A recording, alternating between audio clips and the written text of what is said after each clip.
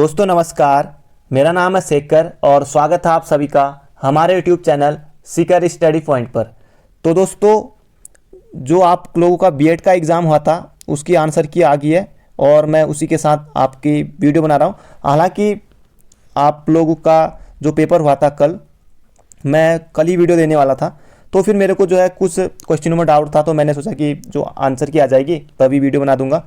तो आप मेरे पास बी सेट है और आप 100% जो आंसर की मैं वही मैं आपको बताऊंगा। बाकी आपका सेट ए भी है, तो आप क्वेश्चन आगे पीछे करके वीडियो को रोक करके आप अपना मिला लीजिए और कमेंट करके भी ज़रूर बताइए। तो मेरे पास सेट बी है। तो आपका पहला क्वेश्चन है, इसमें दोस्तों मैं सिर्फ हिंदी आपको सॉल्व कर बताने वाला हूँ उनके आंसर, और बाकी जो अगले क्वेश्चन है वो मैं आपको अगले वीडियो में देने वाला हूँ। तो इसमें 50 क्वेश्चन करेंगे, तो बहुत जल्दी दूसरा वीडियो भी अपलोड होगा, ठीक है। पहला क्वेश्चन है, हिंदी टेस्ट भाषा परीक्षण हिंदी लैंग्वेज हिंदी भाषा। तो निम्नलिखित निर्देश दिया गया, निम्नलिखित प्रश्नों संख्या 1 से 25 तक के नीचे दिए गए 4 विकल्पों में से एक सही उत्तर का चयन कीजिए। तो ये है आपके लिए पहला क्वेश्चन आपका, हिंदी साहित्य का प्रथम इतिहास ग्रंथ है। तो मैं ज़्यादा को डीप नहीं बताऊंगा दोस्तों, सीधे आपको आंसर की बताऊंगा। हिंदी साहित्य का प्रथम इतिहास ग्रंथ है। तो इसका जिन जिन लोगों ने ऑप्शन नंबर बी लगाया था तो वो बिल्कुल सही है। तो इसका सही उत्तर हो जाएगा दोस्तों इस्तुआर द ला लिटरेच्योर एंटू हिंदुस्तानी। तो ऑप्शन नंबर बी हमारा बिल्कुल सही है। अगला क्वेश्चन है, आचार्य हजारी प्रसाद द्विवेदी द्वारा लिखे गए ग्रंथ का नाम है, ये आपको बताना है। इसका भी दोस्तों जिन जिन लोगों ने ऑप्शन नंबर बी लगाया वो बिल्कुल सही है, हिंदी साहित्य की भूमिका। तो जो जो लोग हिंदी साहित्य की भूमिका ऑप्शन बी लगा के आए उनका बिल्कुल सही है। तो यही आचार्य हजारी प्रसाद द्विवेदी ने इसको लिखा था। अगला क्वेश्चन है कि चंद्र बरदाई द्वारा लिखे गए ग्रंथ का नाम है। तो ये तो बेहद आसान क्वेश्चन है आप सभी के लिए। तो चंद्र बरदाई द्वारा लिखे गए ग्रंथ का नाम है, तो ऑप्शन नंबर सी, जिन जिन लोगों ने ऑप्शन नंबर सी लगाया पृथ्वीराज रासो, तो वो बिल्कुल सही है। ऑप्शन नंबर सी हमारा बिल्कुल सही हो जाएगा। अगला क्वेश्चन है, निर्गुण भक्ति धारा के कवि नहीं थे। तो ये आपको बताना है, कबीरदास, सूरदास, दादू दयाल, रैदास। तो कबीरदास थे और कबीरदास थे आपके, रैदास भी थे, दादू दयाल भी थे। जिन जिन लोगों ने सूरदास लगाया ऑप्शन नंबर बी, तो उनका बिल्कुल सही है। दोस्तों मैं आंसर की के अनुसार बता रहा हूं, हालांकि बहुत से लोगों ने पहले ही वीडियो दे दी थी, तो उनमें कुछ गलत भी हो सकता है। तो आप सही आंसर की के साथ जरूर वीडियो मिलाइए। अगला क्वेश्चन है आपका, क्वेश्चन नंबर 5 है दोस्तों, तन चित्त उर मन राजा कीन्हा, हिय सिंहल बुद्धि पद्मिनी कीन्हा, गुरु सुआ जेहि पंथ दिखावा, बिन गुरु जगत को निर्गुण पावा। इस पद में हृदय का प्रतीक बताया गया है। तो किसे बताया गया है ये आपको इसमें पूछा गया था। तो इसका सही उत्तर है दोस्तों, जिन जिन लोगों ने ऑप्शन सी लगाया था सिंहल को, वो बिल्कुल सही है। तो ऑप्शन सी आपका बिल्कुल 100% सही है दोस्तों। अगला क्वेश्चन है कि क्वेश्चन नंबर 6 है, वैष्णव भक्ति के प्रतिष्ठापक आचार्य नहीं थे, ये आपसे पूछा गया है। वैष्णव भक्ति के रामानुजाचार्य थे, माधवाचार्य थे, निम्बकाचार्य भी थे, बाकी रामानंद नहीं थे। तो ऑप्शन डी हमारा बिल्कुल सही हो जाएगा। जिन जिन लोगों ने डी लगाया था उनका सही है। अगला क्वेश्चन है, हिंदी साहित्य के सन 1643 से 1843 के काल को कहा जाता है रीतिकाल, श्रृंगार काल, अलंकृत काल या फिर भक्ति काल। तो ये आपसे पूछा गया था, तो उसको कहा जाता है दोस्तों रीतिकाल कहा जाता है। तो जिन जिन लोगों ने ऑप्शन ए लगाया था वो बिल्कुल सही है। बढ़ते हैं अगले क्वेश्चन की तरफ, उत्तर मध्यकालीन काव्य की प्रमुख प्रवृत्ति थी। तो 8 में आपसे पूछा गया है कि उत्तर मध्यकालीन काव्य की प्रमुख प्रवृत्ति थी, तो इसका हो जाएगा रीति निरूपण। तो ऑप्शन नंबर सी जी, जो जो लोग लगा के आए थे वो बिल्कुल सही है। बढ़ते हैं दोस्तों अगले क्वेश्चन की तरफ। अगला है, अंधेर नगरी के रचनाकार हैं। तो अंधेर नगरी तो आपने पढ़ा होगा, अंधेर नगरी चौपट राजा, तो ये है Bharatendu Harishchandra. Option number B आपका बिल्कुल सही है। बढ़ते हैं अगले क्वेश्चन की तरफ दोस्तों, हिंदी के प्रथम पत्र उद्दंड मार्तंड का प्रकाशन किस वर्ष हुआ था, ये आपसे इसमें पूछ लिया गया था। तो ये हुआ था 1826 में। तो 30 मई 1826 को, तो ये शायद 1830 में ही था। तो आप कंफर्म कर लेना, पर 1826 आपसे डेट नहीं पूछी गई थी, सन पूछा गया था। तो ऑप्शन बी में है। बढ़ते हैं अगले क्वेश्चन की तरफ दोस्तों, क्वेश्चन नंबर 11 है, बिल्कुल 100% आंसर की के साथ आप अपने आंसर मिलाइए। छायावाद का प्रारंभ माना जाता है। तो छायावाद का प्रारंभ माना जाता है, यह आपसे पूछा गया है। तो पंथ की पल्लव ये रचना है, निराला की जूही की कली से ये भी उनकी रचना है, महादेवी की निहार रश्मि नीरजा ये उनकी है, प्रसाद की झरना। तो ऑप्शन नंबर सी इसका बिल्कुल सही है, प्रसाद के झरना से आंसू लहर झरना कामायनी ये इनकी थी। तो झरना से जो है छायावाद का प्रारंभ माना जाता है। 100% आंसर की के साथ आप मिला सकते हैं। अगला है छोड़ दुर्मुखी मृदु छाया, छोड़ प्रकृति से भी माया, बाल तेरे बाल जाल में कैसे उलझा दूं लोचन, छोड़ अभी से इस जग को इन पंक्तियों के रचनाकार। तो ये आपसे पूछा गया है दोस्तों, इसका सही उत्तर है ऑप्शन नंबर डी, सुमित्रा नंदन पंत हमारे पंत जी की ये रचना है। अगला है रामधारी सिंह दिनकर की रचना है, तो ये आपसे इसमें पूछ लिया गया था। तो रश्मि रथी रामधारी सिंह दिनकर की रचना है, रश्मि रथी, इसमें कर्ण के बारे में बताया गया। तो ऑप्शन नंबर ए इसका बिल्कुल सही हो जाएगा। पढ़ते हैं अगले क्वेश्चन की तरफ दोस्तों। 13 क्वेश्चन हो गए हमारा। अगला है 14वां क्वेश्चन, हिंदी साहित्य के छायावाद की काला अवधि है, तो इसका सही उत्तर है 1918 से 1938। तो ऑप्शन नंबर बी जिन जिन लोगों ने किया था वो बिल्कुल सही है। शब्द शब्द के मुख्य भेद हैं, तो इसके ऑप्शन नंबर जो है बी बिल्कुल सही रहेगा, अभिधा लक्षणा और व्यंजना। तो जो लोग वनडे एग्जाम की तैयारी कर रहे हैं उत्तराखंड में, वो जरूर देखें दोस्तों इस पेपर को, क्योंकि बहुत से क्वेश्चन आपके वहाँ भी आने। ये कनिष्ठ साहित्य के एग्जाम में भी पूछ लिया गया था एक बार उत्तराखंड में ही। उत्साह एक स्थायी भाव है, ये भी पूछा गया है। तो उत्साह, तो ये आपको बताना है। तो ऑप्शन नंबर उत्साह जो होता है वीर रस का होता है, हास्य का हास होता है, अद्भुत का विस्मय होता है। अगला क्वेश्चन है पूत, ये दोस्तों अलंकार, ये भी उत्तराखंड के कई एग्जाम में पूछा गया, वही इसमें जो है रिपीट हुआ वो क्वेश्चन। पूत कपूत तो क्यों धन संचय, पूत कपूत तो का धन संचय, इस पद में प्रयुक्त अलंकार है। तो इसमें क्या आगे कर जो पूत अच्छा है, अगर पूत सपूत है तो धन संचय मतलब धन इकट्ठा करने की जरूरत नहीं है, अगर पूत कपूत है तो फिर वैसे भी बर्बाद कर देगा। तो ये इसका कुल मिला के अर्थ होता है इसका।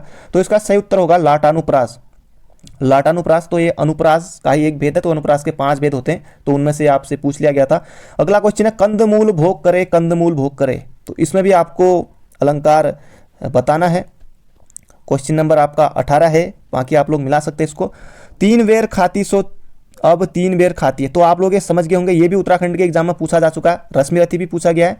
तो जो भी और एग्जाम की तैयारी कर रहे हैं, जैसे आपने फॉर्म भरा है, तो आप इस पेपर को जरूर देखिए। तो इसका सही उत्तर होगा यमक, जैसे कनक कनकते सौगुनी, और 3 बेर खाती थी और 3 बेर खाती थी, कंदमूल भोग करे, कंदमूल भोग करे, तो इसमें यमक अलंकार हो जाएगा। बढ़ते हैं अगले क्वेश्चन की तरफ दोस्तों। क्वेश्चन नंबर 19 है आपका, अलंकार से भी क्वेश्चन आए हैं।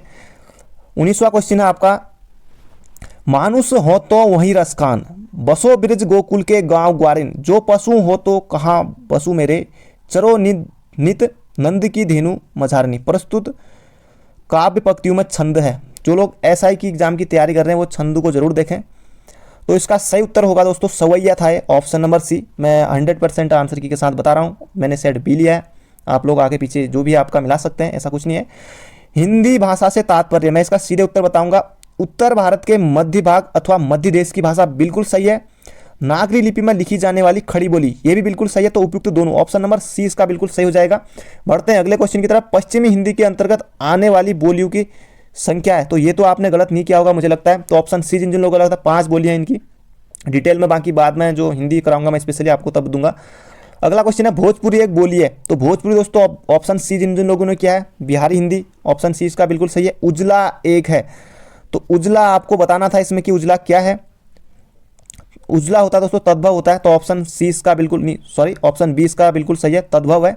ऑप्शन ए में है तत्सम, तो उजला हो जाएगा तद्भव। तो 100% आंसर की के साथ आप मिला सकते हैं अपने क्वेश्चन को, कितने आए और कमेंट में भी बता सकते हैं। कृतज्ञ, उत्तराखंड एग्जाम वाले जरूर इसको नोट कर लें, कृतज्ञ उसे कहा जाता है, पहले भी कई बार पूछा गया है। अगर जो लोग देख रहे हैं तो कितने सही हुए, अगर आपका बेट का एग्जाम नहीं भी था तो तब भी आप कमेंट करके हमें जरूर बता सकते हैं दोस्तों। तो कृतज्ञ उसे कहते हैं जो किए हुए उपकार को नहीं मानता, जो मानता है तो उसे कृतज्ञ कहेंगे। अगला क्वेश्चन है संविधान सभा द्वारा राजभाषा का पद प्रदान किया गया, तो राजभाषा को कब स्वीकार किया गया, ये आपसे पूछा गया। तो ये 14 सितंबर 1949 को, ये भी समूह के एग्जाम में पूछा जा चुका है, वही पुराना क्वेश्चन था और यहाँ भी आयोग ने पूछ लिया गया। तो ये भी अब देखते हैं। आपके निम्नलिखित प्रश्नों में से प्रत्येक मुहावरे के अर्थ के 4 विकल्प दिए गए हैं, इनमें से उचित विकल्प का चयन कीजिए। तो आकाश कुसुम होना, तो ये आपसे पूछ लिया गया कि आकाश कुसुम होना, तो इसका हो जाएगा दोस्तों, बाकी डिटेल पे नहीं जाऊंगा क्योंकि और भी बहुत सारे अभी सेट आपके लिए बनाने हैं। तो असंभव बात होना, तो आकाश कुसुम होना, तो असंभव बात होना ऑप्शन सी।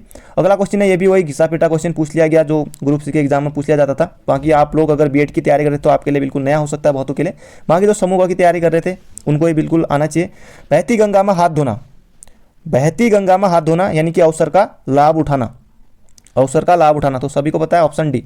अगला है दशरथ का वचन, दशरथ का वचन की जैसे दशरथ जी ने जो अपना ही प्रतिज्ञा दी थी, जो वही है कि जो उनका वचन था दशरथ का वचन, अटल प्रतिज्ञा। तो ये कह सकते हैं ऑप्शन नंबर ए बिल्कुल सही है। तो 100% आर्गन की के साथ आप मिला सकते हैं। अगला क्वेश्चन है आपके लिए, कपास ओटना, खेती के कार्य में लग जाना, अनर्गल बोलना, इधर उधर भागना या व्यर्थ का कार्य करना। तो ऑप्शन नंबर सी बिल्कुल सही हो जाएगा, व्यर्थ का कार्य करना। आए थे हरिभजन को ओटन लगे कपास, इस तरह से ये और भी समूह के एग्जाम पूछा गया है। अगला क्वेश्चन है, अब आपसे पूछा गया है कि नीचे कुछ वाक्यखंड दिए गए हैं, इनको व्यक्त करने के लिए 4 वैकल्पिक शब्द दिए गए हैं, उपयुक्त विकल्प का चयन कीजिए। कार्य को नई ढंग से करने की पद्धति। तो ये आपसे कहा गया कि जो अब आपको एक ही शब्द बताना इनमें, अभी आप और भी अच्छे क्वेश्चन है। तो कार्य को नए ढंग से करने की पद्धति, तो अच्छा क्वेश्चन है। तो इसका सही उत्तर हो जाएगा आधुनिकीकरण। जो लोग ऑप्शन ए करके आए थे वो बिल्कुल सही है। अगला क्वेश्चन है, वीडियो को अंत तक जरूर देखिए और एक लाइक जरूर कर दीजिए आप लोग। अगर आप नए हैं तो चैनल को सब्सक्राइब कर सकते हैं। अगला क्वेश्चन है कि वह स्थान जो पृथ्वी, चंद्रमा, सूर्य आदि के मध्य में स्थित हो तो उसे क्या कहेंगे? तो उसे कहेंगे अंतरिक्ष। तो ऑप्शन ए जो लोग करके आए हैं उनका बिल्कुल सही है। अगला क्वेश्चन है, अधोलिखित शब्दों के भावार्थ रूप में 4 विकल्प दिए गए, सही विकल्प का चयन कीजिए। तो ये भी आपसे जो समूह की तैयारी कर रहे हैं वो जरूर देखें। जिज्ञासा, जिज्ञासा यानी कि जानने की इच्छा, जीने की इच्छा जिजीविषा कहलाती है। अगला है गंतव्य। गंतव्य क्या होता है ये आपको बताना है। तो गंतव्य होता है दोस्तों जहां नहीं, लक्ष्य जहां जाना है। तो गंतव्य वही हो गया ना जहां आपको जाना है। तो ऑप्शन डी। अगला क्वेश्चन है 100% आंसर की के साथ 34वां। अब पर्यायवाची आपसे पूछे गए तो पर्यायवाची आपको बताना है। तो केतु का पर्यायवाची आपको इसमें बताना है। तो केतु का होता है दोस्तों पताका, झंडा, निशान। तो केतु ऑप्शन सी। अगला है गति। तो 35 का हो जाएगा गति। गति यानी कि चाल, क्रम, रास्ता, ये सब आप हटा सकते थे। ऑप्शन ए आसानी से आप पहुंच सकते थे। तो अगला है कनिष्ठ। कनिष्ठ का आपको इसमें बताना है। तो कनिष्ठ का आपको पर्यायवाची, कनिष्ठ का मतलब होता है छोटा, अग्रज होता है बड़ा, श्रेष्ठ श्रेष्ठ, पूज्य जो पूजनीय होते हैं। अगला निम्नलिखित 4 शब्दों प्रत्येक समूह में 3 पर्यायवाची, एक बेमेल शब्द। बेमेल आपको बताना है। अब 3 कोई एक होंगे और एक अलग होगा। अब आप कानन, विपिन ये आप समझ गए होंगे। बाकी कांतार तो ये जंगल के होते हैं, बाकी कांता ये अलग है। अगला है क्वेश्चन नंबर 38। ये आपसे पूछ लिया गया लौ, दीपशिखा, लपट। तो लगन अलग हो जाएगा। तो ऑप्शन सी। तो आसानी से आप उत्तर सही कर सकते थे। अगला क्वेश्चन है, यहाँ कुछ शब्दों के विपरीतार्थी 4 शब्द दिए गए हैं, इनमें से सही विपरीतार्थी अथवा विलोम शब्द का चयन कीजिए। तो कुल मिला के आपसे विलोम पूछा है और कुछ नहीं। अगला अनिवार्य का विलोम क्या होगा? तो अनिवार्य का विलोम शब्द आपको होगा वैकल्पिक। तो अनिवार्य और वैकल्पिक आपके लिए जो पेपर में भी होता है वही है। उन्मूलन, जो समूह वाले तैयारी कर रहे हो रट लें इसको। उन्मूलन कई बार पूछा गया। तो उन्मूलन का होता है रोपण। तो विमूलन मत करना, ये होता है रोपण। अगला क्वेश्चन है निंद। 41वां क्वेश्चन है दोस्तों, निंद का हो जाएगा वंद्य। तो ऑप्शन बी। ऑप्शन बी, सभी लोग इसको जरूर रट लें। अगला क्वेश्चन है, ये भी समूह के क्वेश्चन में अगर आपने लूसेंट पढ़ी होती दोस्तों, अगर जो हिंदी की आती है सामान्य सी, तब भी आप इसको कर सकते थे, मेरे को वही लग रहा है। यहाँ एक एक शब्द की वर्तनी 4 रूप दिए गए, इनमें से शुद्ध वर्तनी का चयन कीजिए। सुसुरवा, सुसुरवा, सुसुरवा आपने देख के टिक कर दिया होगा मुझे लगता है इसको।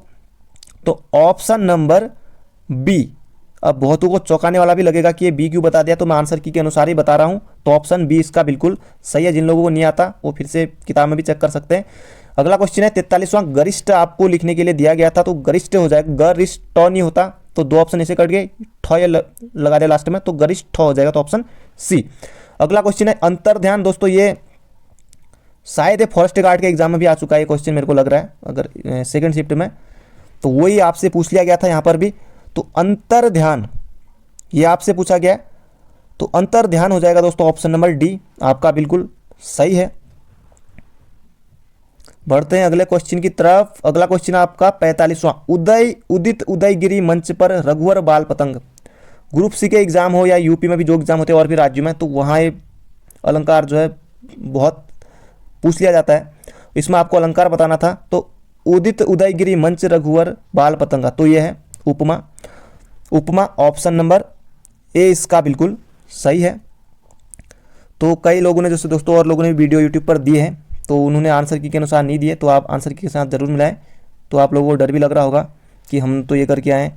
तो अगला क्वेश्चन है आपका 46, जो रहीम गति दीप की कुल कपूत गति सोई, 12 उजारे कड़े बड़े अंधेरों होय। तो समूह वाले जरूर हटाएं इसको। तो 46 का हो जाएगा इसमें श्लेष अलंकार। श्लेष अलंकार ऑप्शन नंबर सी। अगला क्वेश्चन है क्रोध किस रस का स्थायी भाव है? तो क्रोध होता है रौद्र रस का, रौद्र रस का। अगला है अनुवय का सही संधि विच्छेद है। तो अनुवय का हो जाएगा अनुधन अय। तो ये अनुआय नहीं, ये सब नहीं होगा। ये मतैक्य की ये भी समूह के एग्जाम में पूछा गया है, अनुवय भी पूछा गया है, ये शुरुआत सब पूछे गए। मतैक्य की में आप 2 मात्रा दिख रहे हैं तो आप सीधे वृद्धि करके चल सकते थे। ऑप्शन नंबर डी आपका बिल्कुल सही है।